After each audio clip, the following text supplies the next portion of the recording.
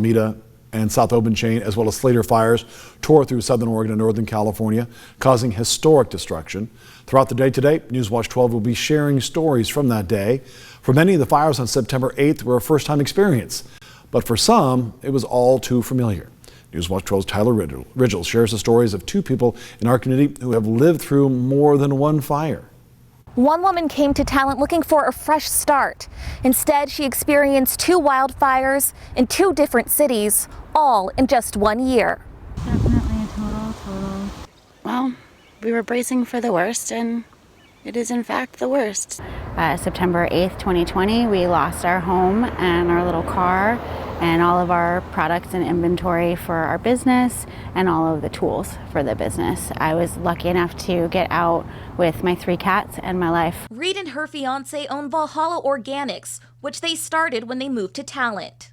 This now empty lot was once the commercial kitchen space where Reid once ran her business. Anton's Artisan Affections, and it was an incubator space for a lot of different local Rogue Valley food businesses. Selling pickles, preserves, and raw honey, Reid relocated the beekeeping and honey portion of her business to Bonanza in Klamath County following the Almeda Fire. We had to move away from Talent, and we didn't want to do that, but we had to. Flames from the Cutoff Fire in June this year claimed Reid's business yet again. Entire property burned to the ground again. Reid says she'll likely be moving again, but somewhere back east. If this place does get rebuilt and you have an opportunity to come back to Talent, would you, or would you decide to stay in Klamath Falls? Our plan is actually to move back east.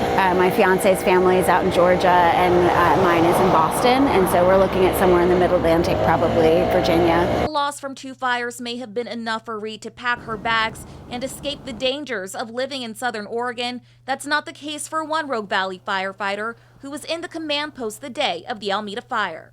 Have you ever thought about leaving? No, actually, for me, on a personal level, I want to know that the time I spend in the fire service has actually been, what have I done to help? Prince says he wants to be a part of solving the problem, and he has been for 33 years. The fire was right here, but we stopped it right here.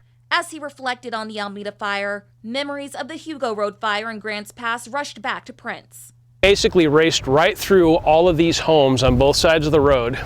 Though surviving several fires was devastating for both Prince and Reid, they walk away with major takeaways. We've come to the realization that we're not immune. Last year was that wake-up call. We've just learned that difficult things happen in life, and we just have to kind of roll with the punches. Reporting in Talent, Tyler Ridgel, Newswatch 12.